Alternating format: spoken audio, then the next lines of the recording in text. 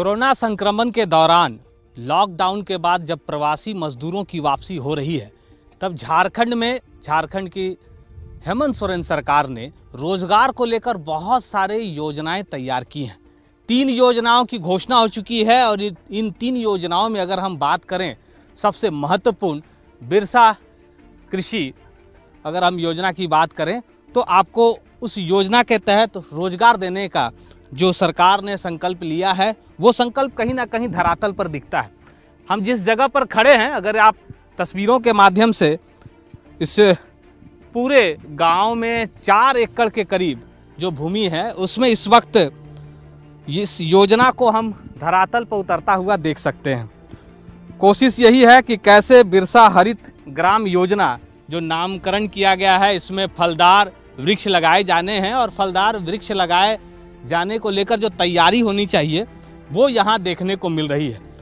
हमारे साथ राजेश कच्छप जी हैं, राजेश पाहन जी हैं, मुखिया हैं और अगर हम कहें स्टेट टॉपर भी हैं। आम की बागवानी को लेकर अगर हम बात करें, फलदार जो वृक्ष है उसको लेकर बात करें, राजेश जी, ये जो तैयारी इस वक्त दिख रही है और सरकार जो कह रही है, क्या हम यही कहें कि जो हेमंत सोरेन कह रहे हैं वो अब धरातल पर दिख रहा है? हाँ, ये तो दिख रहा है। और ये जो प्रवासी मजदूर जितने आ रहे हैं उसको हम लोगों ने प्रयास किया है। सचिवालय जो सरकार का आदेश है, सचिवालय के माध्यम से लगातार हम लोग प्रायोरिटी के तहत लिए हैं कि उनको हम लोग काम दें, इसलिए लगातार उन लोगों से संपर्क करके उनको जॉब कार्ड इशू कर रहे हैं। ये बिरसा हरित ग्राम योजना का उद्देश्य क्या है? ये उद्देश्य इसका है कि लोगों को रोजगार से जोड़ना। जो गांव के लोग पलायन करते हैं वो पलायन को रोकना है, और जैसे कि गांव के लोग जो बाहर पलायन कर रहे हैं उसे रोकना है। इससे क्या होगा कि 3 साल बाद ये रोजगार से जुड़ेंगे और उनको घर में एक अच्छा आमदनी होगा। ये सोच के ये योजना चलाई जाती है। इस योजना के तहत जितने भी अभी जो लोग काम कर रहे हैं ये ग्रामीण, ये सभी मनरेगा के तहत रोजगार इनको मिल रहा है? हाँ, मनरेगा के तहत इनको सभी लोगों को रोजगार दिया जा रहा है। कितने दिन से ये कर रहे हैं काम, हमको ज़रा बताइए, और कितना डेप्थ है, गड्ढा कितना करना है, चौड़ाई कितना होना है? तो मेरा नाम महेश बेदिया हुआ और 3 बाय 3 करना है, 3 चौड़ा 3 गड्ढा। कितने दिन से आप लोग लगे हुए हैं? हम लोग तो एक को करने में कितना समय लग जाता है? तो करने में 2 गड्ढा में 1 हाजिरी मिलता है हम लोग को। 2 गड्ढा? हाँ, 2 गड्ढा में 1 हाजिरी मतलब 194 रुपया। क्या राजेश? हाँ, तो अभी लॉकडाउन में तो पैसा उसा घट गया, तो अभी यहाँ मतलब रोजगार मिला तो हम लोग को अच्छा लग रहा है। कम से कम 200 भी आ जाता है तो अच्छा लगता है। एक दिन में 2 गड्ढा कर लेते हैं? हाँ, 2 गड्ढा हो जाता है। एक दिन में 2 गड्ढे हो जाते हैं, और 2 गड्ढा मतलब 194 रुपया जो कह रहे हैं कि 200 के करीब हो जाए तो बहुत है, क्योंकि इस वक्त रोजगार बहुत ज़्यादा ज़रूरी है। ये साइड में भी जल समृद्धि योजना की तस्वीर दिख रही है, ये भी आप ही लोग काटे हैं जो साइड में? टीसी भी इसको कहते हैं। और ये 1 दिन में कंप्लीट हो जाता है। इसमें 1 टीसीबी में 2 हाजिरी मिलता है। ये 12 फीट लंबा है, 3 फीट चौड़ा, 3 फीट। अच्छा, इसमें अब कौन सा वृक्ष लगेगा आप लोग को पता है? सर, आम का लगेगा। आम? हाँ। वो अभी उपलब्ध हो गया है कि अभी आएगा? नहीं सर, उपलब्ध अभी नहीं है, लेकिन इसको जब लगने का बारी आएगा, बारिश होगा, उस समय उपलब्ध करा दिया जाएगा। उस समय करा दिया जाएगा। अब इसमें सवाल यह भी उठता है कि जो प्रवासी मजदूर, मतलब जो रोजगार के लिए दूसरे राज्य गए थे, वैसे मजदूरों को भी तवज्जो दी जा रही है या नहीं? क्योंकि सबसे पहला उद्देश्य यही है कि कैसे उनको ज़्यादा से ज़्यादा फायदा मिले।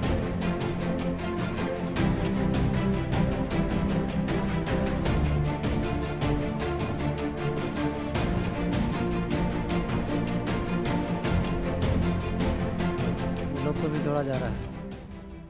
अब तो बाहर अगर आपको गांव में अपना काम मिले तब तो बाहर जाने की ज़रूरत नहीं है। ये सरकार का निर्णय सही है अगर इस तरह से योजना मिलते रहे? नहीं, गांव में अगर रोजगार इस टाइप से मिले तो हम बाहर क्यों जाएंगे? अपना आत्मनिर्भर अपना ही बनाएंगे, मेहनत करेंगे। हाँ, परिवार को भी यहीं? हाँ, परिवार को भी यहीं रखेंगे।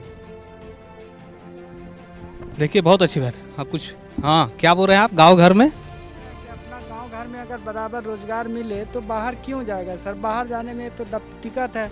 अपने परिवार छोड़ के जाओ, फिर वहाँ जहाँ जाते हैं वहाँ सर रहने की व्यवस्था है कि नहीं है, काम मिलेगा कि नहीं मिलेगा, बहुत तरह का टेंशन है सर। और अपने यहाँ अगर अपने गांव में काम मिले तो इससे और खुशी की बात क्या होगा सर? तो इसका और विस्तार होना चाहिए, इस तरह की योजना अगर रेगुलर होना चाहिए सर। हाँ, ये विस्तार तो होना चाहिए। लेकिन जितना हम तो कहेंगे सर, जितने खाली ज़मीन है इसमें लगभग पूरी खाली ज़मीन में लगाया जाना चाहिए सर, और इससे हमको डबल फायदा होगा। फल आएगा, उससे भी फायदा होगा। फल आएगा सर, उससे होगा, छाया भी मिलेगा, हवा भी मिलता है सर। एक कहावत है, आम और गुठलियों का दाम, इसमें पूरा बहुत अच्छी बात इन्होंने कही कि आम के आम और गुठलियों के दाम। गांव के लोग भी इस बात को बहुत तरीके से समझते हैं और ये उद्देश्य है, क्योंकि इसी उद्देश्य के साथ अगर आप इस कोरोना के संक्रमण के दौरान जब आप लड़ाई लड़ रहे हों, जब इस जंग को जीतने की बात कर रहे हों, तब ये ज़रूरी हो जाता है कि वैसे तमाम लोगों के लिए जिनके पास रोजगार नहीं है और सरकार ने जिन योजनाओं की शुरुआत की है, आप उन योजनाओं के साथ अगर जुड़ते हैं, चाहे वो बिरसा ग्राम योजना की बात कर लें, आप लगातार अगर ऐसी योजनाओं से जुड़ते हैं, जल समृद्धि योजना के साथ जुड़ते हैं, आपको रोज़गार मिलेगा। और यही रोज़गार आपको अपने गांव तक रहने के लिए, आपको अपने परिवार के बीच रहने के लिए, आपके परिवार के भरण पोषण के लिए सबसे कारगर और सबसे सफल उपाय हो सकता है।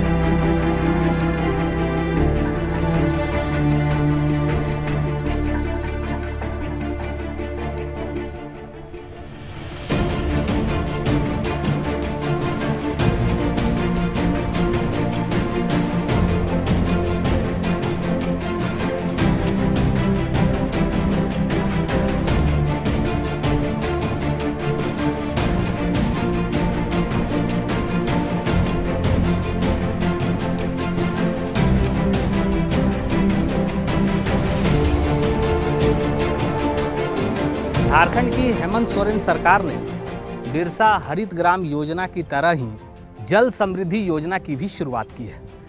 इसका भी उद्देश्य यही है कि कैसे ज़्यादा से ज़्यादा गांव के लोगों को रोजगार देना। एक तस्वीर ठीक उसी जल समृद्धि योजना की है, जो आप इस खेत के किनारे किनारे अगर आप देखें, बहुत दूर तक आपको इस योजना के तहत जो कार्य हो रहे हैं, जो गड्ढे आपको दिख रहे हैं, ये दरअसल जल संरक्षण के लिए है। जल संरक्षण इसलिए ज़रूरी है क्योंकि खेती के दौरान वाटर का जो लेवल है वो बना रहे। इससे पहले डोभा योजना की शुरुआत की गई थी और डोभा को लेकर बहुत सारे सवाल उठे। लोगों का मानना है कि वो योजना पूरी तरह से सफल इसलिए नहीं हो पाई क्योंकि योजना का जो आकार था, योजना को लेकर जो उद्देश्य था, उसकी पूर्ति नहीं हो रही थी। लेकिन अब इस योजना को लेकर, जल समृद्धि योजना को लेकर ये कहा जा रहा है कि ये पूरी तरह से सफल होगा। क्यों सफल होगा? ये जो आप लोग कह रहे हैं कि उसके बनिस्पत ये जल समृद्धि योजना सफल होगी। ये जो आप काट रहे हैं, इसका पहले तो हमको बता दीजिए कि ये लंबाई, चौड़ाई, इसकी गहराई कितनी है? जी सर, मैं बताना चाहता हूं कि ये जल संरक्षण योजना है वो वाकई में बहुत ही अच्छा योजना है। ये गांव का जो पानी जो होता है, बहाव, बारिश का पानी होता है, वो बह करके गड्ढे या नलों में चला जाता था। अब वो पानी, गांव का पानी, वो गांव की ज़मीन में ही रहेगा, वो ज़मीन का उर्वरक बने रहेगा। ये बहुत ही अच्छा पानी का स्रोत बना रहेगा। इस तरह का स्कीम सरकार लाया है, बहुत ही अच्छा, हम लोग के लिए अच्छा है। इसको जो है, ये जो गड्ढा जो हम लोग को सरकार की ओर से जो ट्रेंच जो कटिंग का मिला है, उसको हम लोग टीसीबी भी सरकार बोलते हैं, तो हम लोग टीसीबी बोलते हैं।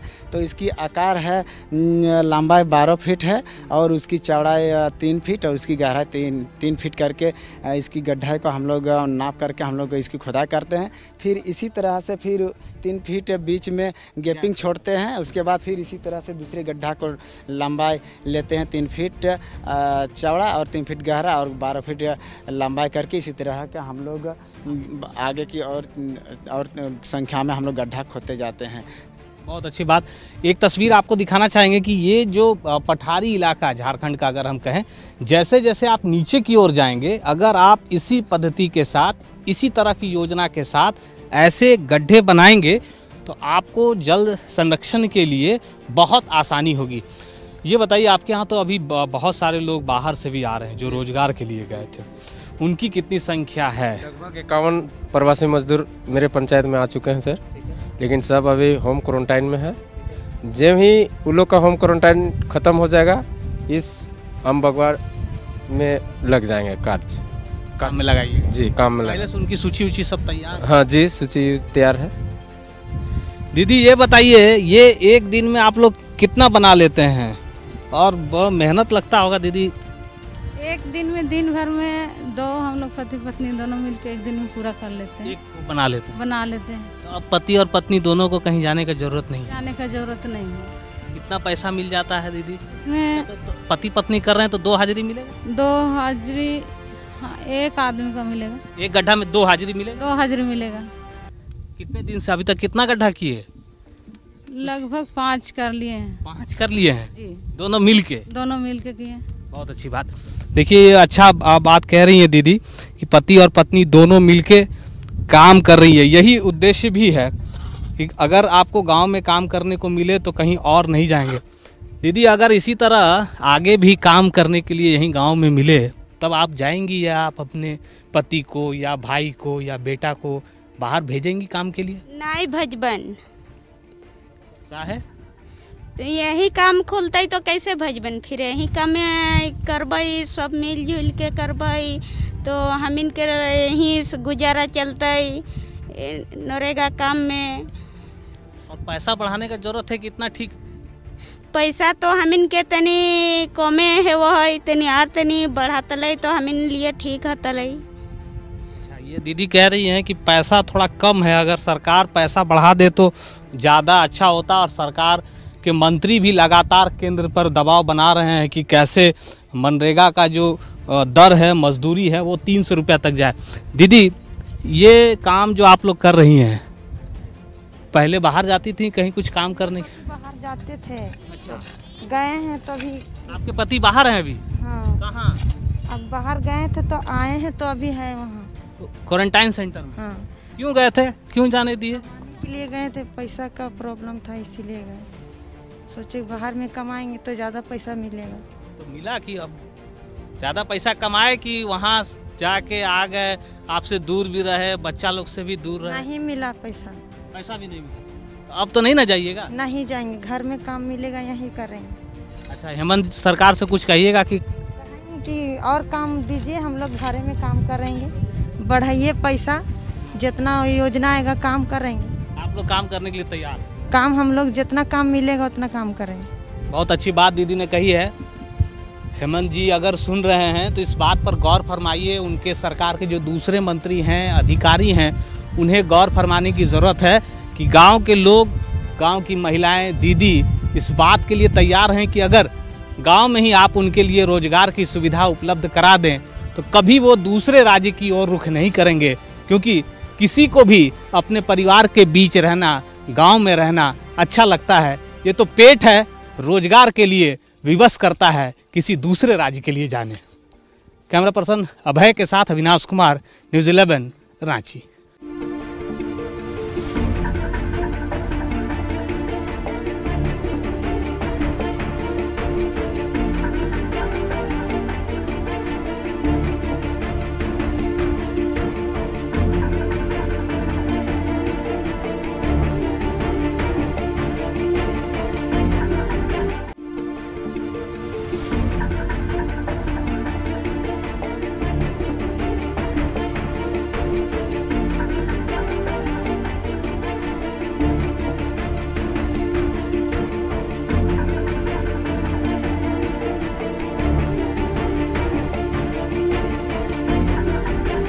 अपने घर वापस लौट रहे प्रवासी मजदूरों और राहगीरों के लिए न सिर्फ सरकार बल्कि बहुत सारी संस्थाएं भी लगातार सहायता कर रही हैं।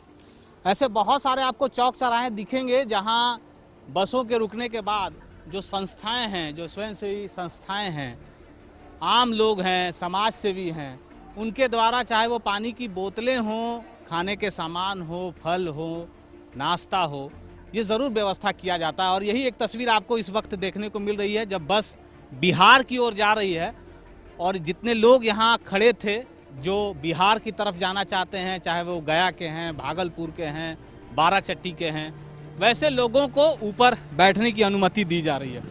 यहाँ और भी कुछ साथी हैं जो गढ़वा जाना चाहते हैं, तमिलनाडु से चल के यहाँ तक पहुँचे हैं। काफ़ी दिनों का वक्त लगा है। कितने दिन पहले आप लोग चले थे और वहाँ से जो शुरुआत हुई, कैसे आप लोग चले, क्या मिला? गाड़ी से आ रहे हैं, ट्रेन से आ रहे हैं? वहाँ से हम लोग पैदल आए, वहाँ से पैदल आने के बाद में वहाँ ट्रक पे था और ट्रक वाला भी उतना रुक नहीं रहा था, बोला कि बॉर्डर नहीं पार होने देंगे। अब बॉर्डर पार होने देने के बाद में जब 1-2 आदमी गया तो वहाँ से पुलिस रिटर्न वापस रूम पर ला दिया। और जब रूम पर लाया तो बोला कि ट्रेन आज खुलेगी, 2-4 दिन के बाद खुलेगी, उसी में नहीं खुलते हुआ इसी जल्दी आदमी पहले आ गया, फिर भी जाके पुलिस वाला वहाँ से जाकर अपना रूम रख दिया। वहाँ आप लोगों को सरकार की तरफ से कोई हेल्प? सरकार की तरफ से ऐसा कुछ हेल्प नहीं मिला था वहाँ पे। एक थोड़ा पुलिस वाला से भी कुछ हेल्प नहीं मिला हुआ है। पुलिस वाला बस हम लोग को ले जा करके और रूम पर वहाँ छोड़ देता बस, बाकी बॉर्डर नहीं पार। स्टेशन का बात हो रही थी, वहाँ से जितने लोग, चूँकि संख्या बहुत ज़्यादा है, सबका तो ट्रेन में आना संभव ही नहीं। फिर आप लोग जो शुरुआत करें उसमें पैसे खर्च हो रहे हैं या आपको हेल्प भी मिल रहा है? हम लोग सर ट्रक से आने के लिए बुक किया, ट्रक वाला बोला ठीक है ले चलते हैं। उसमें ट्रक वाला 45 रुपये ले रहा है एक आदमी पीछे, 45 रुपये लेकर इधर ला छोड़ा। प्लस में कहीं भी अंदरा तमिलनाडु में कहीं पानी पीने के लिए व्यवस्था नहीं है। पानी पीने के लिए व्यवस्था कहीं भी नहीं मिल रहा, कहीं प्यास से मर रहा है आदमी। झारखंड आने के बाद इधर में उड़ीसा में व्यवस्था मिला, हम लोग को पानी मिला, खाना मिला। और फिर यहाँ झारखंड में आने के बाद यहाँ पे खाना पानी मिल रहा है। पानी मिल रहा है। अच्छा, अब कैसे लौटना है? हम लोग यहाँ से कोई इंतजार कर सुविधा नहीं मिलेगी तो हम लोग यहाँ जाएंगे कैसे? तो हम लोग को बहुत दिक्कत परेशानी, हम लोग उधर परेशानी कष्ट हुआ है, बहुत दिक्कत हुआ हम लोग उधर से आने में। हम लोग जब तमिलनाडु से आ रहे थे तो हम लोग को प्रशासन उधर से घुमा करके बोल रहा था कि मतलब यहाँ पर तुम लोग को जब से ट्रेन नहीं खुलेगी तब से तुम लोग को यहाँ से नहीं जाना है, इसलिए तुम लोग वापस चले जाओ रूम पे। तुम लोग खुद कितना दिन हुआ अभी वहाँ से चले हुए? वहाँ से चले हुए ट्रक 4 दिन हुए और 5वां दिन। हाँ 19 तारीख को चले हैं वहाँ से, शाम को 19 तारीख चले हैं। हाँ शाम को। देखिए, ये पीड़ा है वैसे तमाम प्रवासी मजदूरों की जो अपने घर वापस आना चाहते हैं। बहुत सारे ऐसे राज्य सरकार हैं जिनकी तरफ से मदद हो रहे हैं, किया जा रहा है, लेकिन बहुत सारे ऐसे भी राज्य हैं जहां से सिर्फ और सिर्फ मदद का आश्वासन ही मिला। मदद नहीं मिलने के बाद वैसे तमाम लोग खुद ही अपने राज्य की तरफ, अपने गांव की तरफ निकल पड़े हैं। कठिनाइयां तो बहुत हैं, पाँव भी थक चुके हैं, पाँव में दर्द हैं, छाले हैं, लेकिन अपने घर वापस जाने की एक जिज्ञासा है और अपने परिवार से मिलने की एक आस भी है कि उन्हें लगातार अपने गांव की तरफ, अपने परिवार की तरफ खींचा चला जा रहा है।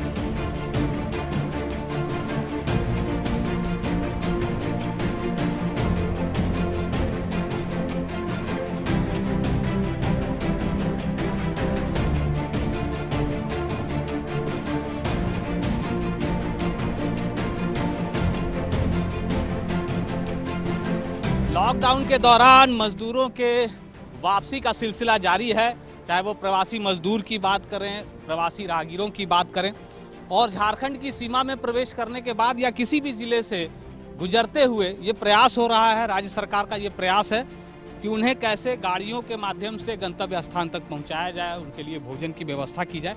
हमारे साथ बहुत सारे ऐसे प्रवासी मजदूर हैं जो तेलंगाना से चल के आ रहे हैं, जो आंध्र प्रदेश से चल के आ रहे हैं। कितने दिन पहले आप लोग कहाँ से आ रहे हैं अभी? राजगंज आए, 6 दिन से चल रहे थे। 6 दिन से कहाँ काम करते हैं? गोदावरी। यहाँ से तो लगता है 1000 1200 चलना हुआ, गाड़ी मिल रहा है, पैदल चल रहा है। कुछ देरी जा गाड़ी मिलता, फिर पैदल चलते, फिर गाड़ी पैदल चलते। बीच में खाना पीना कैसे हो रहा है? तो गाड़ी वाला गाड़ी पर दे रहा है खाना के लिए। जो लोग आम लोग जो सहयोग कर रहे हैं? जी सर, सरकार के तरफ से सहयोग हो रहा है। अभी आप जो झारखंड के एंट्री किए तो खाना वाना आप लोग को मिला? मिला सर। झारखंड में आप भी गए थे काम करने? दीदी के साथ गए थे। दीदी के साथ? कितना उम्र है आपका? 15 साल। 15 साल? कितना दिन से हैं वहाँ आंध्र प्रदेश में? 2 महीना से। 2 महीने से। आप लोग कहाँ से है भाई साहब? हम लोग चेन्नई से आ रहे हैं। वहाँ रोजगार के लिए? वहाँ जा कर के हम लोग काम करते थे कोई प्राइवेट कंपनी में। तो कितने दिनों से? अभी तो हम लोग 3 महीना लॉकडाउन में उधर फंस गए, कुछ काम वगैरह पूरा बंद हो गया। फिर हम लोग उधर जो काम किए थे वही पैसा खा रहे थे। जब हम लोग ट्रेन का भी रिजर्वेशन वो जो रजिस्ट्रेशन हो रहा था किए थे, बट वो नहीं आया, मैसेज नहीं आया, कॉल भी नहीं आया। तो हम लोग लास्ट में हम लोग सोचे कि अब जाना ही बेटर है। तो आप पॉकेट में पैसा था जो आप लोग वहाँ से निकले तो कैसे खाएंगे, कहाँ रुकेंगे? वही जो कुछ भी था वही लेकर के निकला। तो हम लोग को इधर सहयोग बहुत मिला राज्य सरकार की तरफ से, जिधर से। अभी कहाँ तक जाना है? अभी तो औरंगाबाद जाएंगे। आप लोग? बिहार गए। बिहार में कहाँ? गया जिला से। गया। आप लोग भी साथ में हैं दीदी? कहाँ तक जाना है? कहाँ तक जाना है? बिहार। कैसे जाइएगा? ये छोटा छोटा बच्चा भी है। जाएंगे एडजस्ट करके जाएंगे। तो ये वैसे लोगों की पीड़ा है जो अपने परिवार के बीच वापस लौटना चाहते हैं, अपने गांव लौटना चाहते हैं। लॉकडाउन है, लॉकडाउन के दौरान जैसा कि सभी लोग जानते हैं कि गाड़ियां कम चल रही हैं। वैसे तो ट्रेनों के माध्यम से भी, बसों के माध्यम से भी प्रवासी मजदूरों को, प्रवासी जो राहगीर हैं उन्हें उनके गांव तक पहुंचाने का काम चल रहा है। लेकिन बहुत सारे ऐसे लोग हैं, हज़ारों की संख्या में ऐसे लोग हैं जिन्हें सिर्फ और सिर्फ इस बात का आसरा है कि किसी के लिफ्ट मिल जाने से वो अपने गांव तक पहुंच जाएंगे, और इसी आस के साथ वो अपने गंतव्य की ओर लगातार बढ़ते जा रहे हैं। कैमरा पर्सन सुशील के साथ अविनाश कुमार, न्यूज़ 11, रांची।